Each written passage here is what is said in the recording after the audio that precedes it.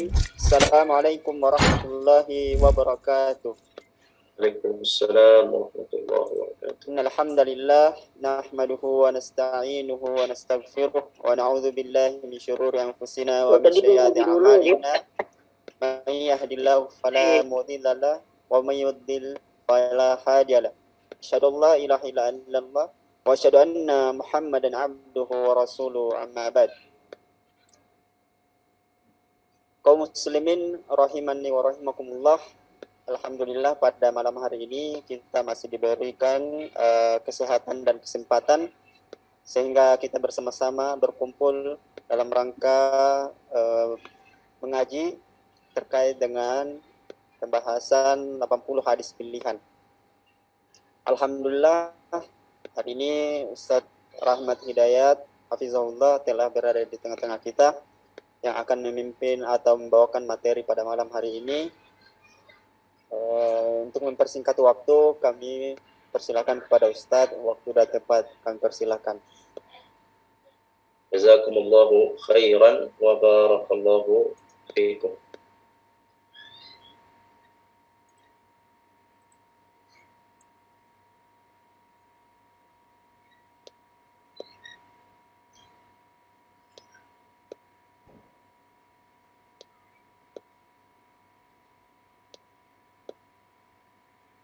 Tafadhal Ustaz.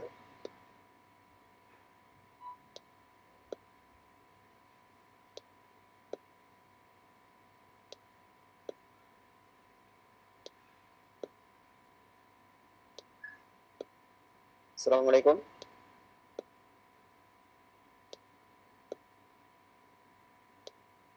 Mohon maaf jamaah sekalian, sepertinya Ustadz lagi gangguan jaringan. Mohon ditunggu sebentar, insyaallah beliau akan segera masuk kembali.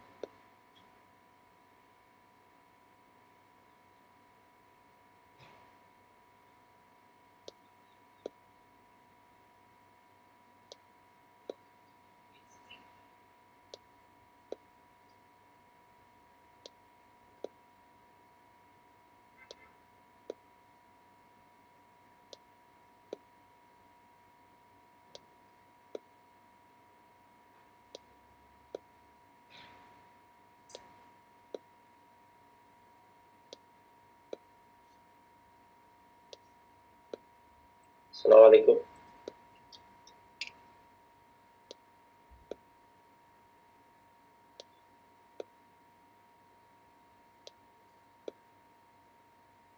Assalamualaikum.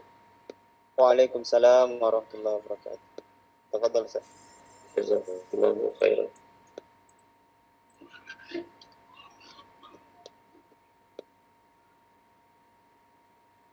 Bismillahirrahmanirrahim. Assalamualaikum warahmatullahi wabarakatuh. Alhamdulillahirabbil alamin. Wassalatu wassalamu ala asyrafil anbiya'i wal mursalin wa ala alihi wa sahbihi ajma'in. Allahumma inna nas'aluka ilman nafi'a wa rizqan thayyiba wa amalan mutaqabbala. Subhanaka la ilma lana illa ma 'allamtana innaka antal alimul hakim. Kaum muslimin jamaah kajian hadis yang dirahmati Allah Subhanahu wa taala. Pada hari ini kita bersyukur kepada Allah Subhanahu wa taala bisa kembali melaksanakan kegiatan rutin kita, yaitu belajar hadis Nabi sallallahu alaihi wasallam. Semoga kita ini termasuk hamba-hamba Allah yang mendapatkan doa Nabi sallallahu alaihi wasallam, yaitu diberikan cahaya, diberikan kebahagiaan, kegemilangan apabila seseorang dari umatku, kata Nabi, mendengar hadisku, memahaminya dan menyampaikannya. Mudah-mudahan kita termasuk ke dalam golongan tersebut. Amin ya rabbal alamin. Kemudian kita sampaikan juga salawat dan salam kepada Nabi kita, Nabi besar Muhammad sallallahu alaihi wasallam, serta keluarga, para sahabat, dan seluruh umat yang mengikuti jejak langkah beliau sallallahu alaihi wasallam. Bapak Ibu sekalian yang dirahmati Allah Subhanahu wa taala, hari ini insyaallah kita akan memasuki hadis yang ke-38 Hadisnya insya Allah sangat mudah dan sederhana insya Allah ta'ala. Bismillahirrahmanirrahim. Tema kita pada malam hari ini adalah urgensi atau pentingnya niat dan keutamaannya di dalam Islam.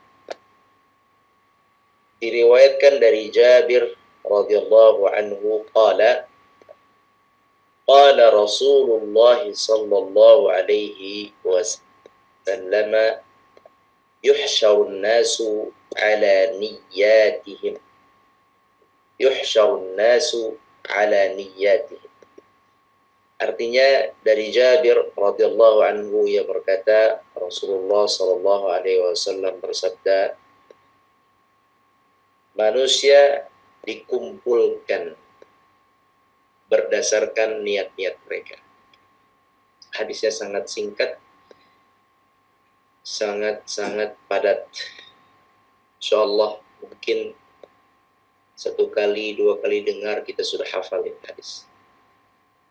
Ana ulangi, an Jabirin radhiyallahu anhu qala qala Rasulullah sallallahu alaihi wasallam yuhsyarun nasu ala niyyatihim.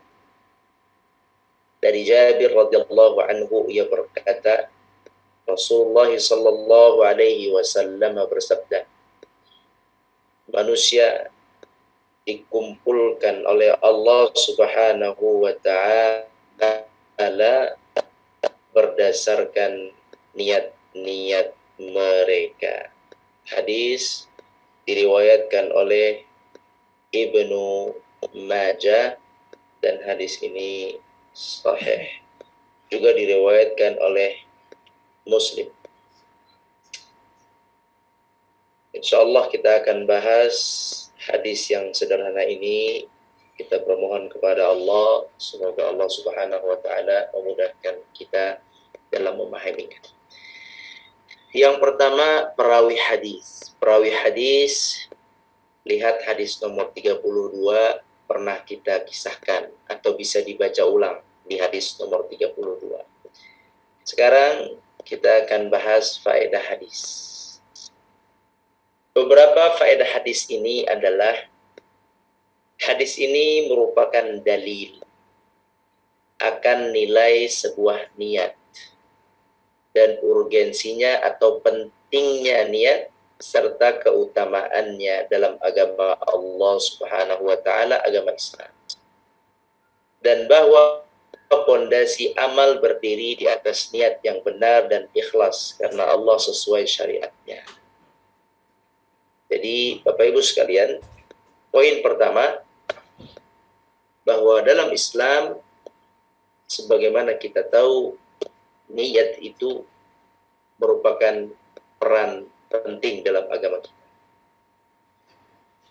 Sehingga para ulama, rahimahullah jami'an, mereka selalu di muqaddimah sering menasihati tentang niat, di mana mereka sering mengatakan semoga niat penulisan buku ini ikhlas tulus karena Allah,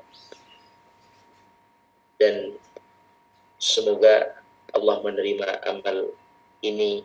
Semua ini dalam rangka agar amal itu makbul dengan niat itu. Kemudian juga kalau kita lihat di dalam buku-buku yang menyusun kumpulan hadis, hadis Al-Bukhari, hadis Muslim, hadis Riyadhus Shalihin, Al-Arba'in An-Nawawiyah, dan hadis-hadis yang lain, itu memulainya, kebanyakan mereka memulai bab yang pertama dalam kitab itu adalah mengenai niat. Niat. Maka niat adalah kaidah pertama, fondasi pertama di dalam Islam. Niat. Jadi kita tahu bahwa niat ada di dalam hati. Niatlah yang menentukan kita diterima oleh Allah Azza wa Jalla atau tidak diterima oleh Allah Azza wa Jalla. Contohnya, anak kasih contoh beberapa hadis mengenai niat. Kata Nabi SAW, idza iltaqa al-muslimani bisayfihima falqatilu wal maqtulu fin nar. Faqalu ya Rasulullah al-qatilu fama balul maqtul aw al-qatil. Qala ar-rasul sallallahu alaihi wasallam innahu kana harisan ala qatli akhihi. Hadis riwayat Bukhari. Artinya kata Nabi sallallahu alaihi wasallam, apabila ada dua orang muslim sama muslim, mereka berdua bertengkar, ada urusan tanah atau urusan bisnis atau urusan yang lainnya, harta, wanita, jabatan, bertengkar mereka berdua sama-sama muslim. Kemudian kata Nabi SAW, seandainya salah satu di antara mereka terbunuh, yang satu masih hidup, membunuh, satu terbunuh. Maka kata Nabi SAW, tidak ada bedanya antara si yang membunuh dan yang terbunuh. Dua-duanya kata Nabi akan masuk ke dalam neraka. Wah, sahabat bingung, bagaimana bisa yang satu membunuh masuk neraka? Wajar. Tapi bagaimana bisa seseorang yang dibunuh kok bisa dia juga masuk neraka ya Rasulullah? Sedangkan yang dibunuh dia hilang nyawanya, dia tersakiti fisiknya, dia sudah tidak bisa berdaya apa-apa. Tapi kenapa ya Rasulullah dia pun diancam neraka sedangkan dia dibunuh? Lihat kasusnya sekali lagi, muslim, dua-duanya bertengkar. Dua-dua pihak bertengkar. Bukan satu pihak dizalimi, bukan. Satu pihak dibunuh, bukan. Tapi dua-duanya bertikai. Dua-duanya menginginkan kemenangan. Sehingga bertikai sama-sama menginginkan kemenangan. Dan seandainya mereka tadi membawa pisau atau membawa pedang atau pistol, dua-duanya ingin menang. Dengan pistolnya ingin menang dengan pedangnya. Sama-sama ingin menang. Namun yang terbunuh satu, tentunya yang satu hidup. Maka kata Nabi SAW di sini ingat, dua-duanya di neraka. Sahabat tadi bertanya, ya Rasulullah, seandainya yang membunuh nih yang masih hidup di neraka, kita tahu dan maklum. Tapi bagaimana dengan yang dibunuh? Kenapa dia juga masuk ke dalam neraka? Kemudian kata Rasulullah SAW, karena yang membunuh, ketika dia masih hidup, ketika dia masih hidup, masih bertengkar dengan muslim, sahabatnya yang muslim, saudaranya yang muslim, ketika dia masih hidup, kana harisan ala qatli akhi, karena waktu masih hidup dalam hatinya tertancap niat yang kuat untuk membunuh saudaranya. Sama-sama niat kuat untuk mengalahkan, sama-sama niat kuat untuk memusnahkan, sama-sama. Dua-duanya ingin saling membunuh, ingin saling menang, sama. Namun qadarullah takdir mendahului keinginannya. Inginnya dia membunuh fulan, ini juga sama-sama ingin membunuh fulan, namun qadarullah, Allah yang menetapkan takdir, ajal Allah yang menetapkan, qadarullah si fulan terbunuh terlebih dahulu. Namun Nabi SAW menyampaikan di sini, dia mati dengan membawa sebuah niat ingin membunuh saudaranya. Subhanallah, kata Nabi SAW, sebab niat itulah ingin membunuh saudaranya itu, maka dia dimasukkan oleh Allah ke dalam neraka. Nah, Anda kira contoh ini jelas? Begitu jelas. Barang siapa yang meninggal dunia, kemudian di dalam hatinya masih ada sebuah niat yang buruk kepada muslim, maka niat itu akan dibawanya menuju kematiannya dan dibawanya dalam hisabnya. Barang siapa yang dalam hatinya ada niat yang baik, kemudian niat itu pun tidak tercapai sebab ajalnya telah mendahuluinya, maka niat yang baik itu pun akan dibawa olehnya sampai dia wafat dan sampai dia dibangkitkan oleh Allah SWT. Paham? Anda kira jelas sekali. Makanya kata Nabi SAW dalam hadis ini, kata Nabi SAW, kalian manusia akan dibangkitkan, dikumpulkan berdasarkan niat-niat mereka. Jadi pahami? Jadi Bapak Ibu sekalian, pasanglah niat yang baik. Berniagalah dengan Allah dengan niat. Berniaga kepada Allah dengan niat. Dan niat itu ada tingkatannya. Ada niat yang paling rendah yang disebut dengan khawatir. Tingkatannya mungkin bisa ditulis. Paling rendah disebut dengan khawatir. Khawatir adalah percikan-percikan keinginan. Menurut ulama wallahu a'lam, khawatir tidak masuk sebagai pahala. Wallahu a'lam. Khawatir hanya percikan-percikan saja. Ingin yang tidak sesungguhnya. Di atas khawatir ada namanya niyah. Niat. Apa itu niat? Keinginan yang sudah sampai derajat menciptakan sebuah pergerakan. Keinginan yang sudah menciptakan pergerakan. Sedangkan khawatir, keinginan yang hanya tidak sesungguhnya, tidak kuat dalam hati. Kemudian masuk niat, keinginan yang sudah menciptakan perbuatan.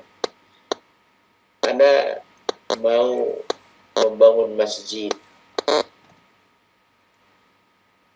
Kalau niat ingin membangun masjid, niatnya belum kuat, belum sampai niat, hanya khawatir, tidak ada pergerakan, baru khawatir. Tapi kalau sudah niat, maka dia berdoa kepada Allah, terjadi pergerakan dari niat itu, keluar dalam bentuk doa, misalnya Allahumma ya Rabbana, saya ingin membangun masjid, izinkan dengan cara. Itu niat. Sudah masuk niat namanya. Nah inilah yang nanti niat ini yang mendapatkan pahala. Kemudian contoh lagi haji, umrah, haji dan umrah. Fulan bertanya, kamu mau haji nggak?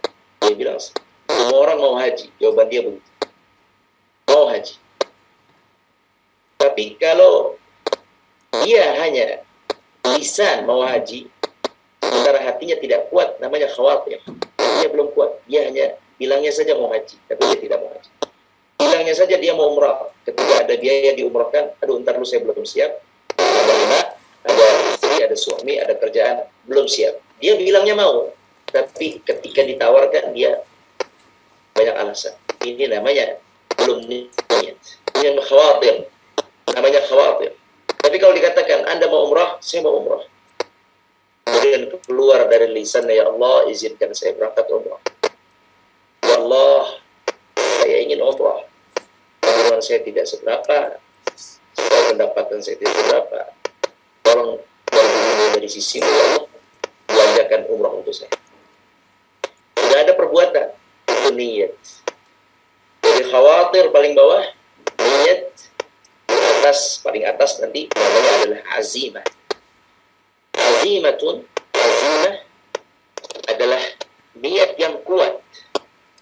Sebuah niat yang sudah menciptakan pergerakan demi pergerakan. Jika orang yang sudah berbuat punya azimah, jadi azimah, niat yang kuat, azimah, sudah memiliki azimah dalam membangun masjid, maka dia akan mempersiapkan proses, persiapkan tabungannya, persiapkan cari tempatnya, persiapkan prosesnya. Ini sudah menuju kepada proses, tidak hanya sekedar lisan, tidak hanya sekedar doa, tapi ini sudah masuk kepada proses untuk menuju ke sana. Ini namanya azimah. Hadis yang tadi kita ceritakan, hadis yang tadi kita ceritakan bahwa ada al-qatil wal maqtul, ada orang yang membunuh dan dibunuh, sama-sama muslim kata Nabi sallallahu alaihi wasallam. Dua-duanya di neraka. Sebab yang membunuh dia kena dosa membunuh, dia kena dosa membunuh. Yang dibunuh dia membawa azimah, dia membawa azimah untuk membunuh. Tadi apa azimah? Sebuah niat yang kuat yang menciptakan pergerakan demi pergerakan. Maka yang terbunuh tadi sudah masuk kepada tingkat azimah, dia bergerak untuk melakukan pembunuhan kepada saudaranya itu. Betul, dia sudah ambil pedang, dia sudah melakukan perlawanan, azimah. Maka dia meninggal disebut dengan dalam hadis itu dengan sangat jelas, tidak perlu lagi pertanyaan, karena tadi dia juga masuk neraka sebab dia berniat kuat untuk membunuh saudara. Subhanallah, ini menjadi sebuah berita penting buat kita kaum muslimin untuk berhati-hati masalah ini dan untuk menanam niat-niat yang saleh. Tadi Anda sampaikan ada tingkatan. Jangan berhenti pada titik khawatir. Khawatir adalah betikan-betikan keinginan yang tidak sesungguhnya. Hanya keinginan belaka, tidak sesungguhnya, tidak serius. Jangan berhenti di situ. Barang siapa yang sudah punya khawatir, betikan keinginan amal soleh, tolong dikuatkan menjadi niat. Naikkan ke atas niat. Keluarkan dalam bentuk doa dan permohonan kepada Allah Azza wa Jalla. Keluarkan dalam bentuk cita-cita yang tertanam dalam hati kita yang dalam, ya Allah, saya ingin yang baik-baik. Utarakan kepada Allah yang mengatur semua ini, mengatur diri manusia, mengatur takdir manusia. Minta kepada Allah dengan doa. Doa juga adalah ikhtiar dan juga takdir juga. Jadi kita berdoa, maka Allah akan siapkan ijabahnya, baik kontan di dunia ataupun di akhirat, ataupun bentuk nanti sebagai penjagaan daripada musibah. Yani tidak ada rugi doa. Intinya naikkan khawatir, betikan-betikan hati, naikkan menjadi niat. Siapa yang punya niat baik, naikkan tolong menjadi niat. Sampai di sini sudah cukup sebenarnya niat ini. Nah, apabila dinaikkan kembali menjadi azimah, saya ingin haji, maka saya berangkat untuk menabung. Saya tabung 1 juta 1 bulan. Saya korbankan urusan saya yang lain. Tidak apa-apa. Saya korbankan untuk pembelian kendaraan saya. Saya naik sepeda, atau saya jalan kaki, atau saya naik kendaraan itu. Saya korbankan. Saya tidak beli mobil, biarkan saja. Saya menabung, saya ingin haji. Kemudian saya juga berusaha untuk setiap saya dapat bonus dari kantor, saya sisihkan setengahnya untuk saya menabung haji. Setengahnya bonus saya bisa pakai untuk keluarga terus. Setelah terkumpul 25 juta, dia datang ke Departemen Agama, kemudian dia daftar. Saya ingin berangkat haji, saya daftar. Ini sudah masuk azimah, sudah bukan niat lagi, sudah di atas niat, azimah. Dia mendaftar, kemudian dia dapat surat. Di situ surat tanda terima, kemudian dia bisa mengecek di aplikasi kapan dia akan berangkat. Dilihat-lihat ternyata dia harus menunggu 10 tahun. Tahun pertama, kedua, ketiga, keempat dia sehat. Sampai tahun ke-10 yang harusnya dia berangkat, kemudian Allah wafatkan. Meninggal dia. Sementara waktu berangkat haji sudah tiba. Namanya sudah masuk dalam antrian dan panggilan Departemen Agama misalnya saja. Maka Allah Subhanahu wa taala akan bangkitkan dia berdasarkan azimahnya tadi dilihat. Subhanallah. Dan dia memang tidak haji, tapi dia mendapatkan pahala haji dari Allah Azza wa Jalla. Ini, tolong ini difahami. Anak nggak bercanda ini. Ini Tidak, Mbak. Ini tidak main-main. Ini benar. Jangan berpikir yang membalas manusia itu manusia. Jangan berpikir yang menggaji kita tuh manusia. Ini saya bicara urusan akhir. Anda bicara urusan akhir. Kalau urusan akhirat, yang menggaji Allah, yang membayar Allah. Jadi ketika Allah mengatakan, atau Nabi mengatakan, yuhsyarun nasu ala niyatihi, manusia dibangkitkan sesuai niatnya, maka yakini itu. Niat itu belum terjadi pekerjaan. Artinya pekerjaannya belum sampai. Baru prosesnya niat itu. Niat terjadi proses. Belum, hajinya belum. Tapi ingat, yang membayar Allah, yang menggaji Allah, yang memberi pahala Allah. Nabi mengabarkan dengan sangat jelas terang. Kita tinggal terima dan syukuri itu.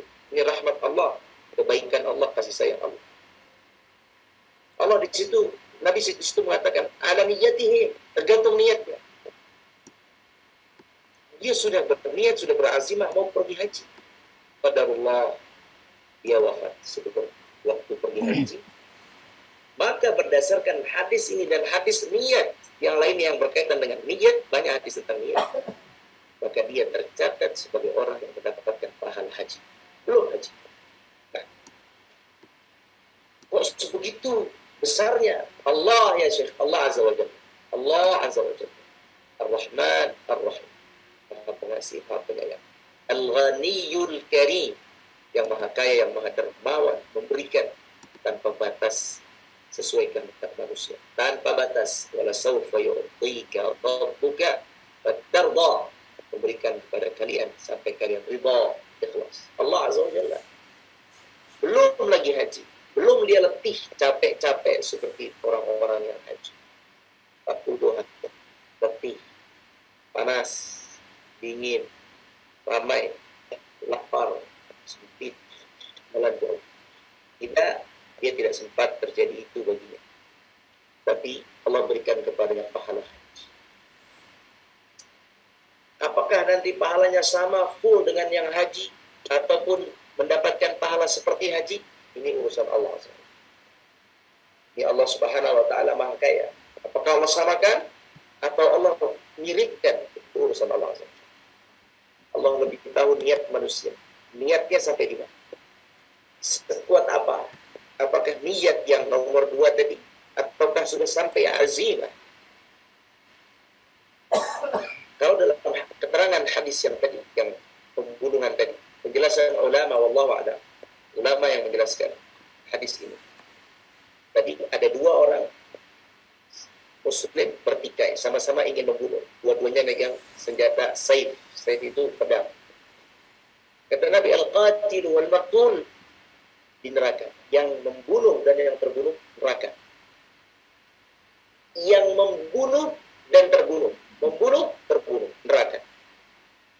Ulama menjelaskan yang membunuh nih, yang masih hidup, dia mendapatkan adab neraka lebih besar dari yang terbunuh. Kalau di penjelasan ulama begitu. Yang membunuh mendapatkan adab neraka atas pembunuhan.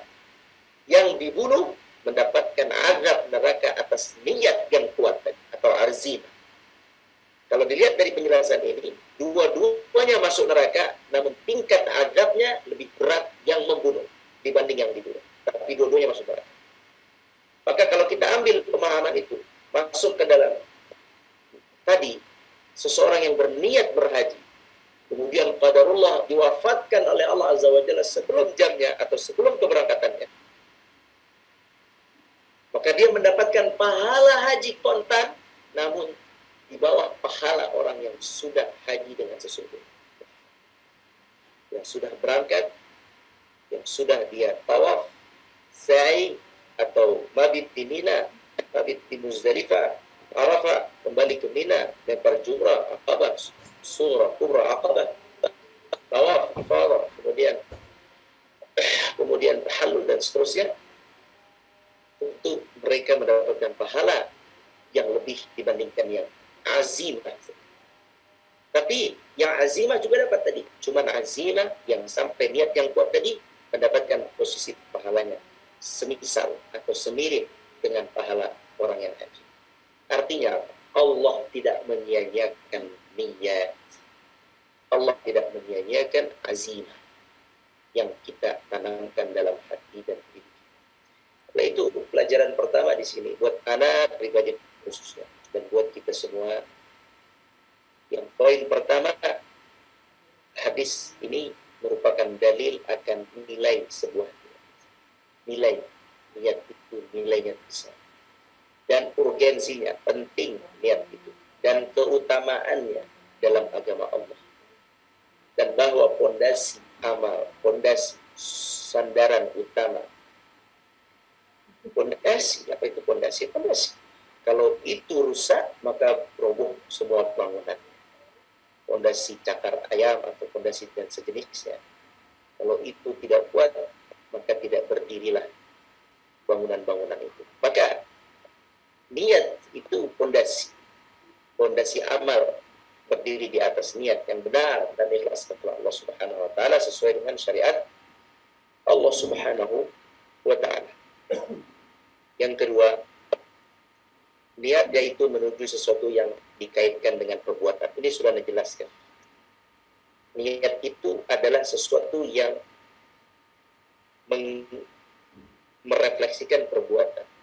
Tercipta perbuatan sebab niat. Kalau ditulis tadi ada tingkatan 3. Saya ulangi, betik-betik hati, khawatir, itu tidak dianggap. Yang kedua, niat sampai tergerak sebuah perbuatan ringan, walaupun ringan dengan doa atau dengan tangan, dengan kaki. Di atasnya azimah.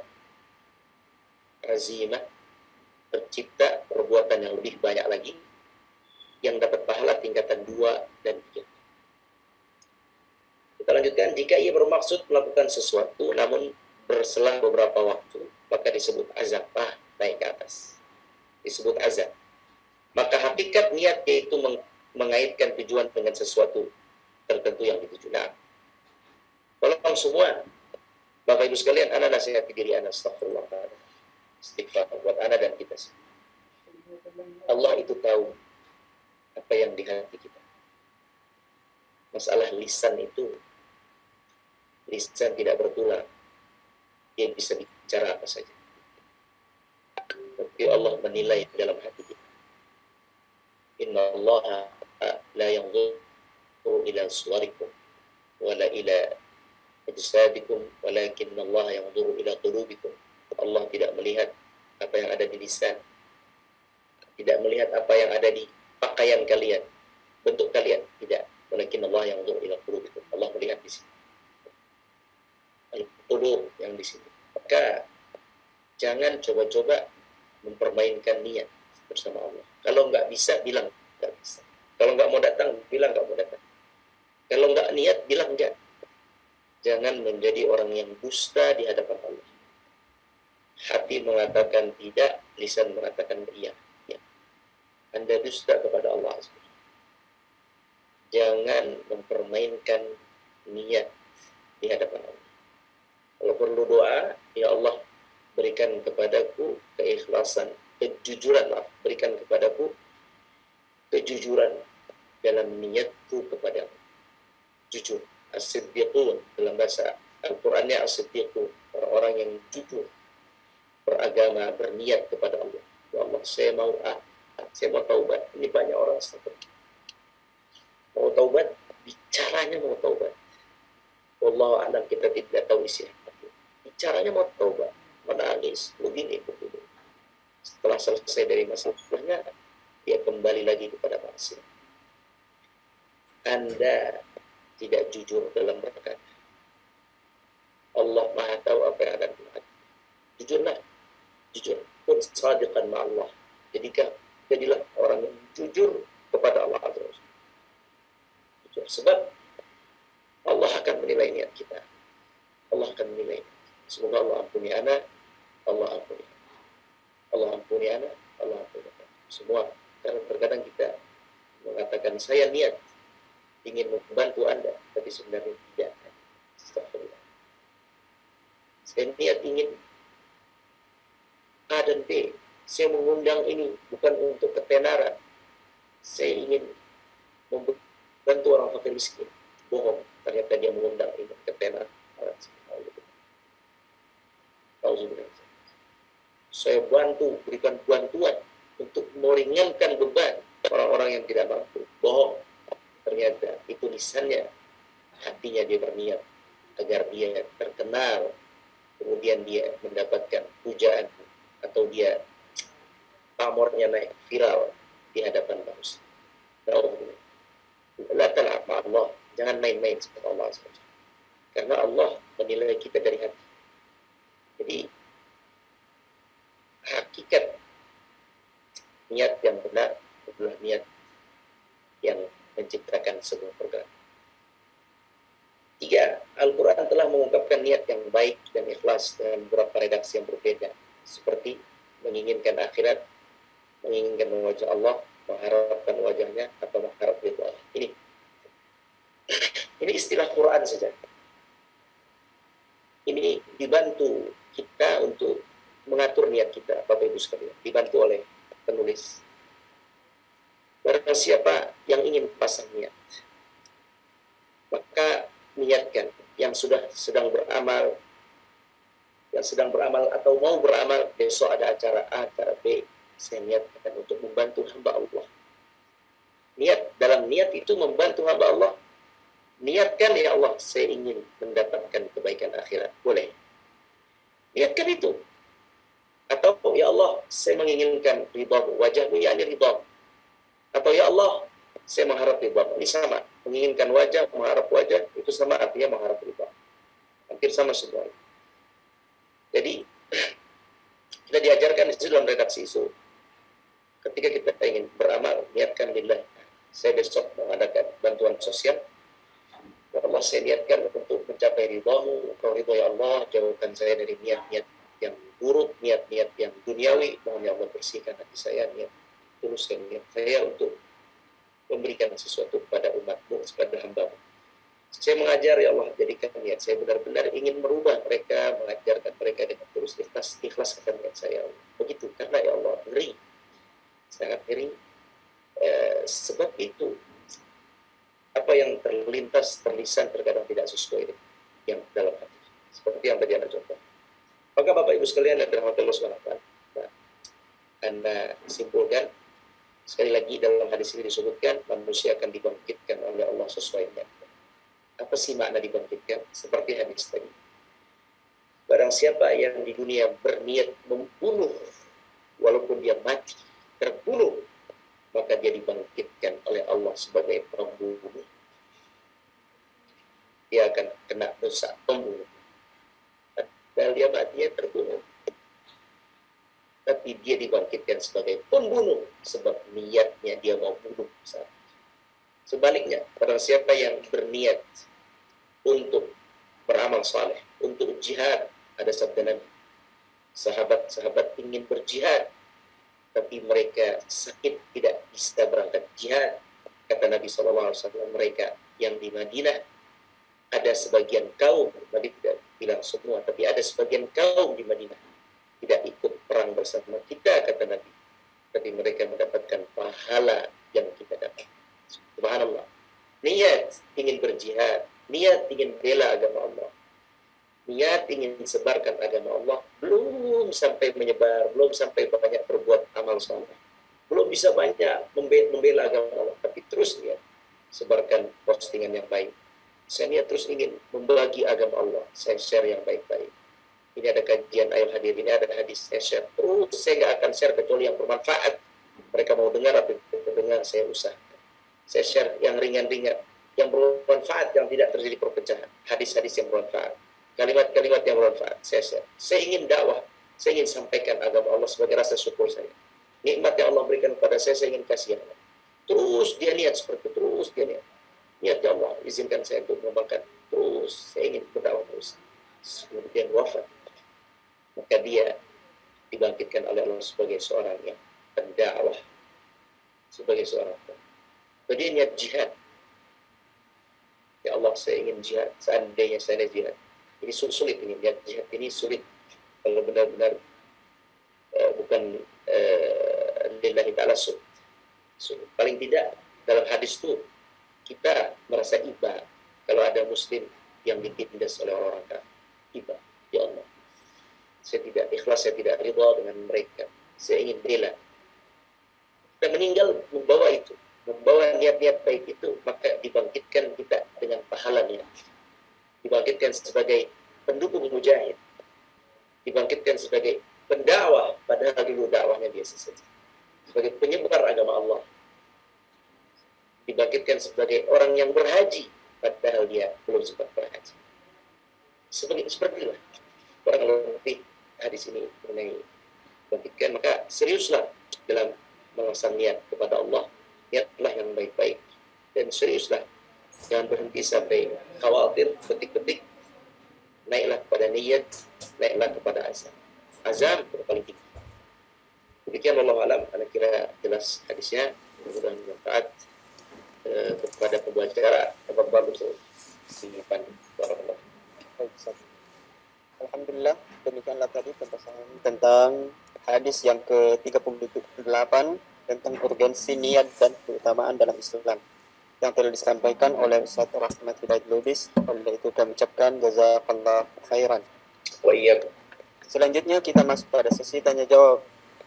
Yang pertama, mungkin sebelumnya kami akan bacakan terlebih dahulu pertanyaan yang ada di kolom chat.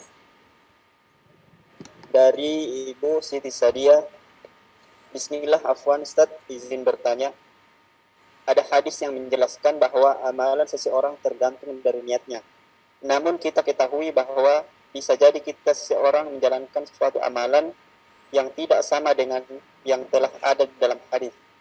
Misalnya, wanita tidak diperbolehkan safar sendirian kecuali bersama dengan mahramnya. Namun yang bersangkutan berdalil semua itu bergantung niatnya. Yang ingin ditanyakan, bagaimana hukum amalan yang demikian? Mohon penjelasannya, syukran. Nah, tolong dicatat, kita sepakat semua bahwa amalan tergantung niat. Seperti yang hadis yang tadi Ibu sampaikan, ada hadis setiap amalan tergantung niat. Kemudian apabila ada orang yang bermaksiat, kemudian dia niat, nanti saya habis ini taubat, tapi dia niat maksiat dulu, maksiat nanti saya taubat. Dia melanggar hukum, tapi niatnya baik. Saya mencuri, saya niat mau sedekah dengan uang curian. Tolong dicatat ini. Penting sekali kaidah ini. Berdasarkan pertanyaan ini. Saya, apa contoh lain?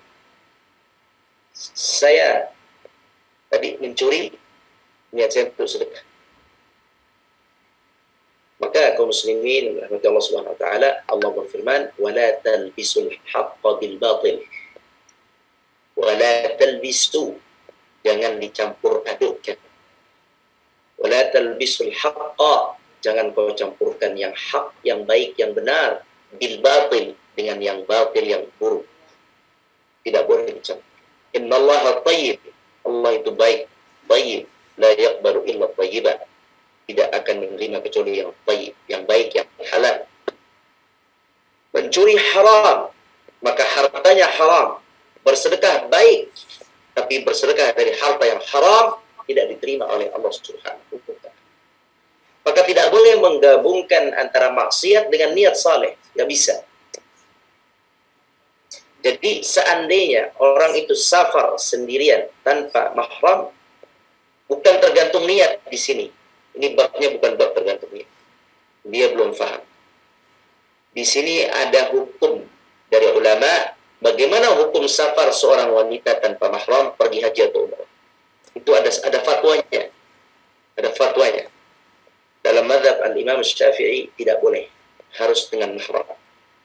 Kalau dia tetap berangkat umrah dan haji, atau dia tetap berangkat kerja kalau yang sehari-hari dekat tidak masalah. Dia safar ke Bali, safar ke Kalimantan, ke Sumatera, ke Aceh, ke Sulawesi, semua, ke Malaysia, Singapura. Safar perempuan tanpa mahram, dalam mazhab Syafi'i, dia berdosa dalam safar itu. Safarnya saja berdosa. Dia salat di sana berpahala, dia silaturahim di sana berpahala, dia umrah di sana berpahala, safarnya saja yang dosa. Dalam mazhab Syafi'i. Dalam mazhab Hanafi, ini kalau tidak salah dua mazhab mengatakan dosa, dua mazhab lain mengatakan Allah alam. Tapi Hanafi mengatakan jelas, mazhab Hanafi, dia tidak berdosa selama di perjalanan tidak melakukan maksiat, tidak mengganggu laki-laki, tidak tergoda oleh laki-laki, tidak menggoda dan tidak tergoda, dan tidak melakukan pandangan yang buruk, tidak bersentuhan tangan dengan laki-laki, tidak berduduk dua dengan laki-laki. Semua syarat-syarat hubungan laki dan perempuan dijaga, nah, maka dia tidak mengapa dalam safar itu walaupun tanpa mahram. Ini dalam mazhab Hanafi. Maka harusnya dalam pertanyaan safar tadi bukan masalah niatnya. Masalah niatnya. Ada hukumnya. Ada hukum ulama yang mengatakan harus dengan mahram, ada yang mengatakan ulama tanpa mahram. Dua pendapat itu ada dalam ijtihad para ulama. Kita tidak bisa menafikan. Kalau disuruh pilih, mana yang dipilih? Mana yang dipilih? Dua-duanya baik. Namun untuk kehati-hatian, pilihlah yang pertama, yang mengharamkan. Pilih yang untuk kehati-hatian. Untuk kehati-hatian. Supaya wanita tidak melalang buana sembarangan. Kalau umrah, insya Allah kita boleh ambil pendapat Imam Hanafi masalah umrah. Sebab apa? Sebab insya Allah aman. Pakaiannya, ibadahnya aman. Tapi untuk perkara duniawi, jalan-jalan di sana sini, untuk lebih hati-hati. Hati-hati pakai pendapat mazhab Syafi'i. Kalau seandainya anak pakai Hanafi juga, maka harus hati-hati. Jadi ini bukan masalah niat. Anda balik lagi kepada niat. Tadi masalah safar sudah dijelaskan. Sekarang masalah niat. Masalah niat tidak boleh mencampurkan antara yang haram dengan yang batil. Maka yang batil, pekerjaan batil dengan niat yang saleh tidak sah. Tidak sah. Tidak sah. Tidak bisa seperti itu. Wallahu a'lam. Baik. Selanjutnya, pertanyaan selanjutnya dari Bapak Zarki. Assalamualaikum Pak Ustadz. Allah mengilhamkan kita keinginan agar kita berdoa. Lalu saya berselawat ketika saya punya hajat. Tapi ada yang bilang kalau ibadah jangan dicampur dengan hajat dunia kita. Tapi niatkan hanya untuk Allah Ta'ala. Sedangkan saya berselawat agar Allah memberikan kesabaran jika hajat saya belum menjadi takdir saya. Dan saya bisa bersyukur ketika itu takdir saya. Nah, waalaikumsalam, Mas Zarki, tidak masalah. Kata Nabi SAW dalam sebuah hadis, mungkin Ilham masih nyimpan hadis ya. Kata Nabi SAW, mintalah kepada Allah hajatmu, walaupun tali sandal yang putus. Ini hadis ini tolong diingat. Mintalah kepada Allah hajatmu, walaupun dalam urusan tali sendal yang putus. Buang aja tuh sendal sebenarnya. Kalau kita itu pikirannya, buang beli baru. Atau panggil tukang perbaikan sendal. Tapi ternyata Allah tidak mau begitu. Doa dulu, ya Allah, sendal saya putus. Tolong bantu. Ya Allah, prosesnya. Ini ada hadis lain, ada hadisnya. Kata Nabi SAW,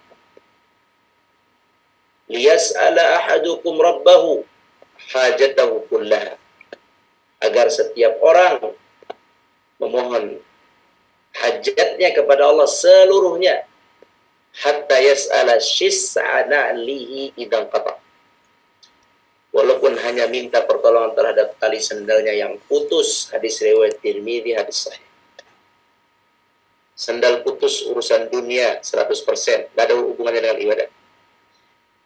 Tapi diperintahkan oleh Allah untuk minta.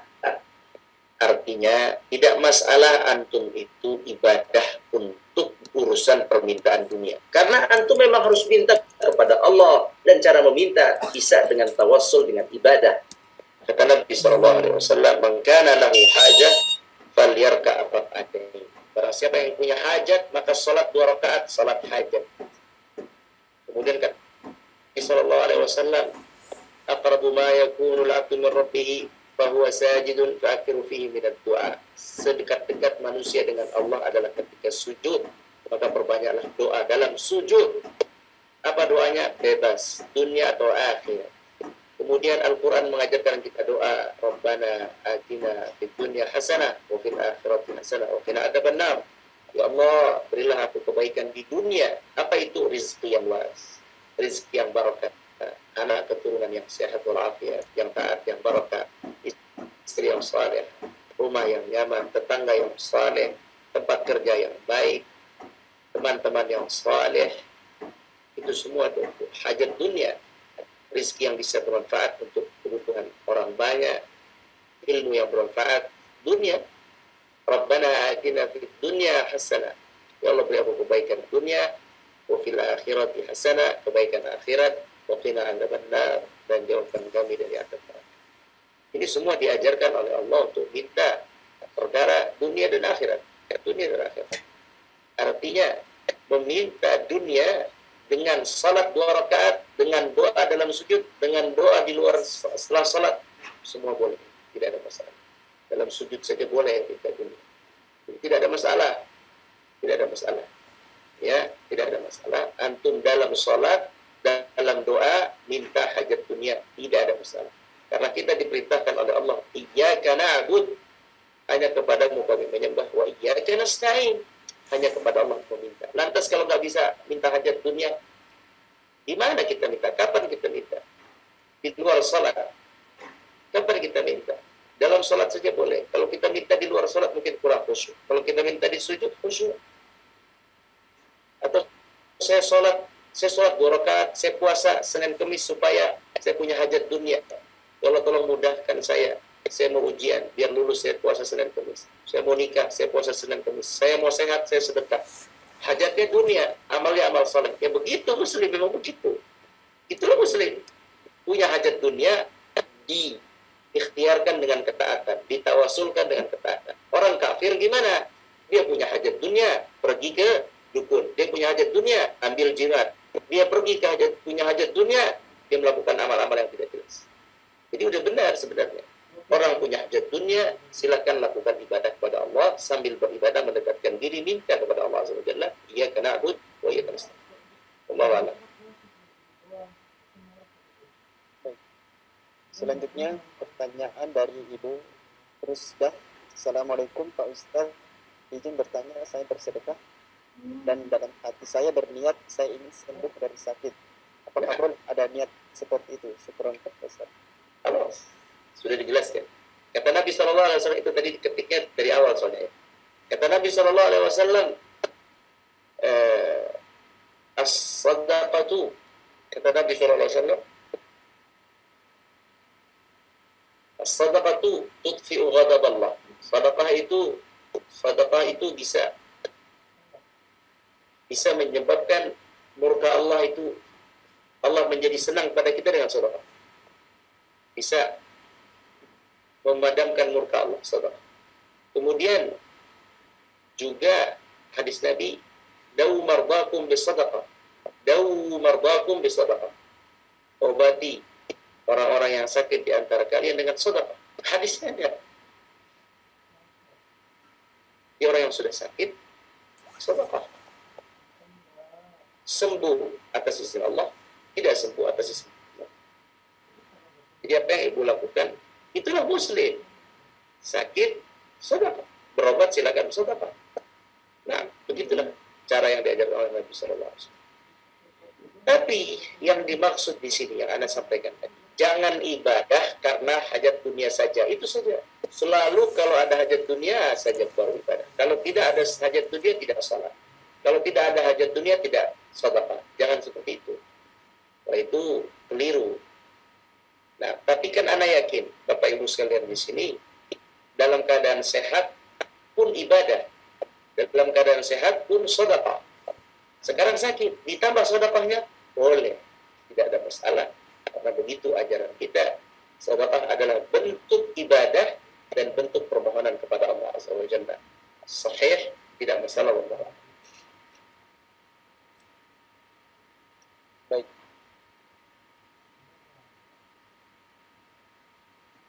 Berhubung belum ada lagi pertanyaan di kolom chat, maka kami persilakan kepada Bapak, Ibu, atau jemaah sekalian yang bertanya secara langsung, silahkan mengaktifkan mikrofonnya sebelum sebutkan nama dan pertanyaan terkait dengan pembahasan malam ini.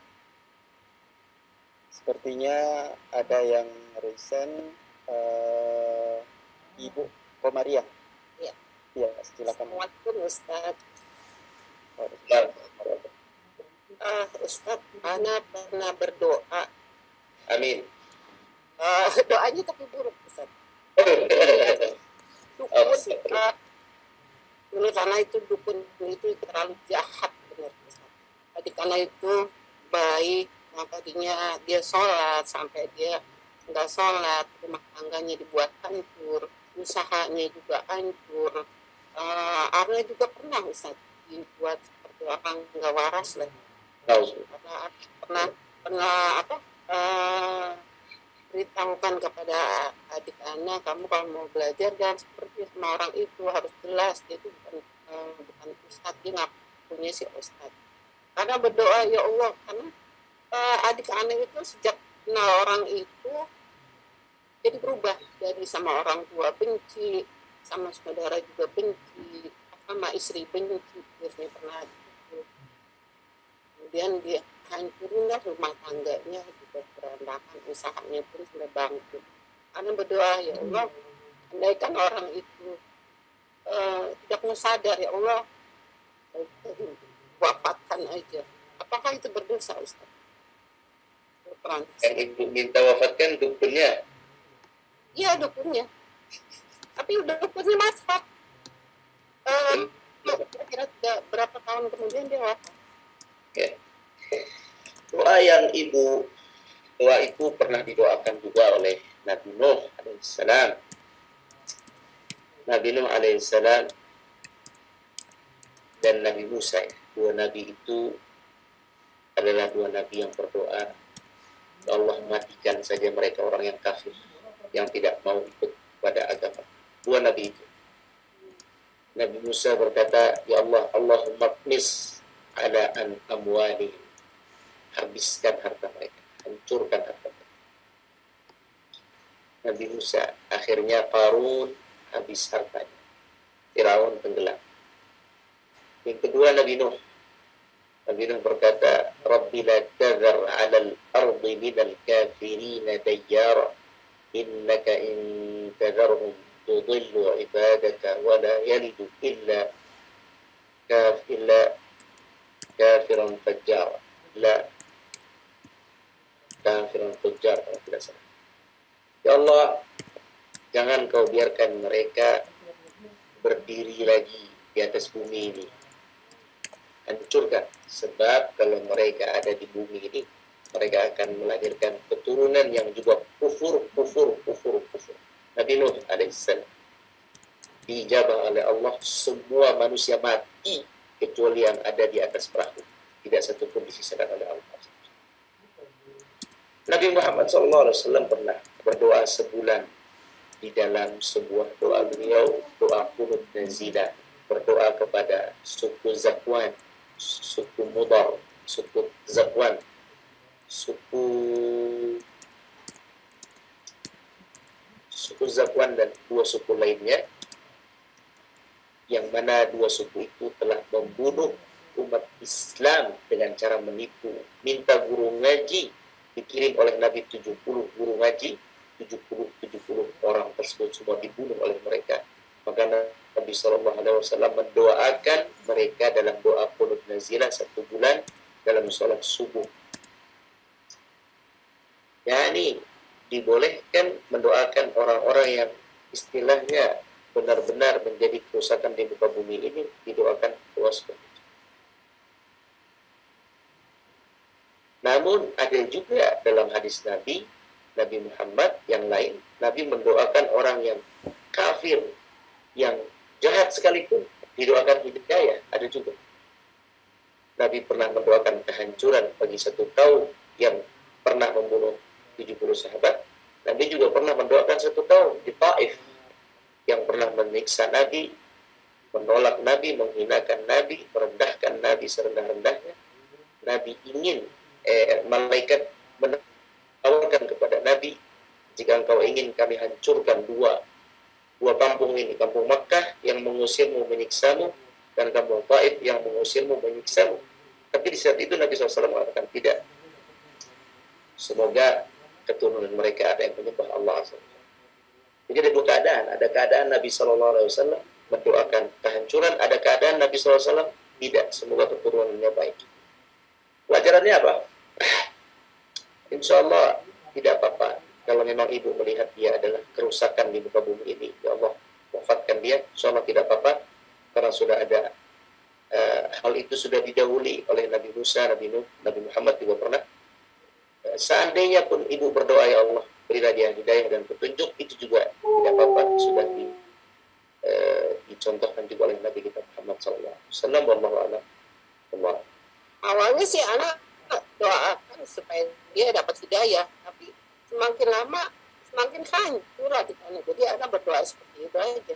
Nah, doa seperti itu tadi anak sampaikan sudah jelas. Selama ibu melihat dia sebagai sebab kehancuran umat Islam, terutama adik ibu, tidak apa-apa, sudah wafat kan? Semoga Allah muslim ya, muslimin hukum. Karena muslim tetap kita doakan Allah maghfir lahu. Dia muslim, aku bukan Ustaz. Kalau muslim seperti sehingga kalau dia belum mengatakan murtad, kita masih menganggap muslim. Sampai dia murtad kan kita tidak tahu. Nanti urusan dia di akhirat, dia syirik kan, syirik akbar. Masalah dia nanti Allah posisikan sebagai kafir, itu urusan Allah SWT. Kita tidak bisa menghukumi kecuali hukum zahir. Hukum zahirnya dia muslim. Nah, Allah a'lam. Sama-sama Bu. Baik Ustaz, berhubung waktu sudah menunjukkan pukul 9. Satu lagi. Kita Ustaz nanya satu lagi. Baik. Ustaz dari Mungkin satu pertanyaan lagi Ustaz, untuk kepada Ibu Adrian Siregar yang telah mengangkat tangan, kami persilahkan. Saya namanya Bu Siti. Ustaz. Assalamualaikum Ustaz. Yang berbahagia. Ustaz, saya ingin bertanya. Misalnya kita ingin membadalkan haji seseorang, tapi kita memang nggak pernah mendengar dari mulut dia itu bahwa nanti dia berniat.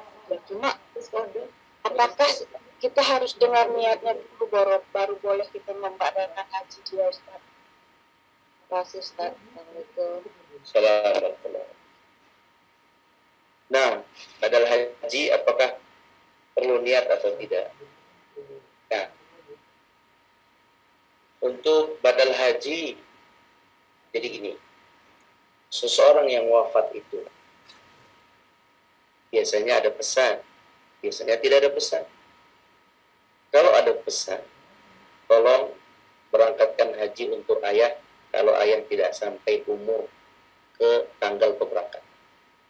Nah, itu pesan, itu jadi wasiat yang harus dilakukan oleh anak-anaknya, salah satu saja, tidak harus semua. Maka harus dilakukan. Yang kedua, ketika tidak pesan, seperti kurban juga sama. Para ulama di sini masalah kurban, boleh tidak kurban untuk mayit atau tidak boleh, itu semua di bab pesan tidak pesan, wasiat atau tidak wasiat. Kembali kepada haji, kalau dia wasiat, maka wajib kepada seluruh keluarganya untuk mengamalkannya. Kalau tidak, semuanya berdosa. Kalau enggak, semuanya berdosa. Yang kedua, seandainya dia almarhum tidak berpesan, rahimahullah, tidak berpesan, maka di sini hukumnya sunnah. Boleh bagi kita mengumrahkan mayit atau menghajikan mayit. Nah, mengumrahkan dan menghajikan mayit tanpa pesan boleh. Jadi ada 3 amalan yang kita sedekahkan, kita berikan untuk mayit. Pertama doa, kedua sedekah, ketiga haji umrah. Ini aja tiga amalan yang pendalilannya kuat. Jadi walaupun dia tidak berpesan, secara hukum dibolehkan, sama seperti sedekah tidak berpesan dibolehkan. Wallahu a'lam. Nah, Jazakallah khair Ustaz. Itu ada syaratnya harus keluarga. Iya, adik saya sama bapak saya. Kalau keluarga tidak bisa, keluarga boleh minta diwakilkan oleh orang lain, itu baru boleh. Tapi kalau orang lain tidak ada hubungan nasab, tetangga saya wafat, Bu, saya mau umroh, nanti saya umrohin buat almarhum. Enggak. Kalau kata ibunya jangan, nggak bisa. Jadi mengumrohkan itu harus ada nasab. Kalau nggak ada nasab, harus izin sama yang punya nasab. Jadi pahami nggak maksud saya? Menghajikan juga harus yang bernasab, Ustaz. Harus yang bernasab. Ibu punya bapak meninggal. Yang menghajikan harus anak-anaknya atau istrinya atau abang adiknya. Seandainya anak-anaknya, abang istrinya, adiknya tidak bisa, boleh diwakilkan kepada yang bukan nasab. Tapi perwakilan itu harus muncul dari lisan yang bernasab. Jadi pahami nggak? Ya, lisan yang bernasab. Ibu, Maksudnya dari saya. dari ibu, nggak boleh dia langsung saya mau menghajikan fulan, saya mau menghajikan mau hajikan Soeharto, mau umrohkan Soeharto, misalnya. Soeharto udah mati kan? Nggak boleh, saya harus izin sama anaknya dia, anaknya Pak Soeharto. Karena saya nggak punya hubungan nasab. Jadi menghajikan, mengumrohkan itu harus nasab, harus nasab.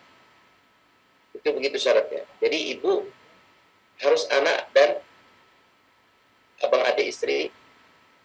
Kalau anak semua nggak bisa, istri abang adik nggak bisa, baru namanya diwakilkan.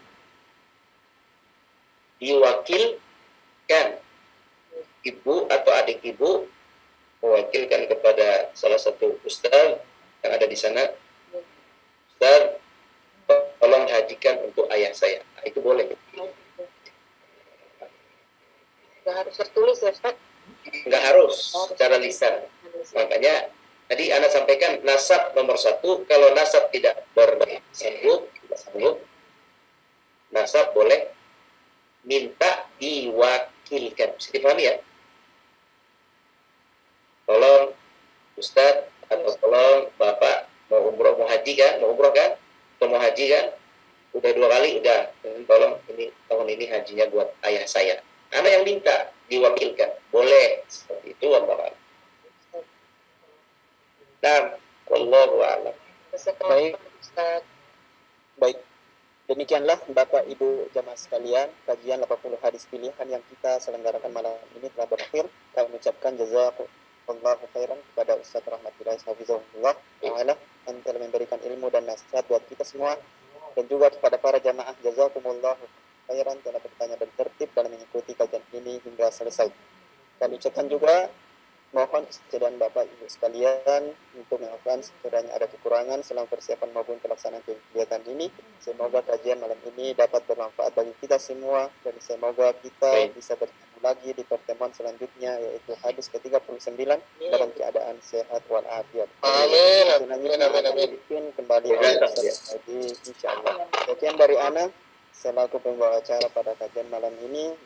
La ilaha illallah Muhammadur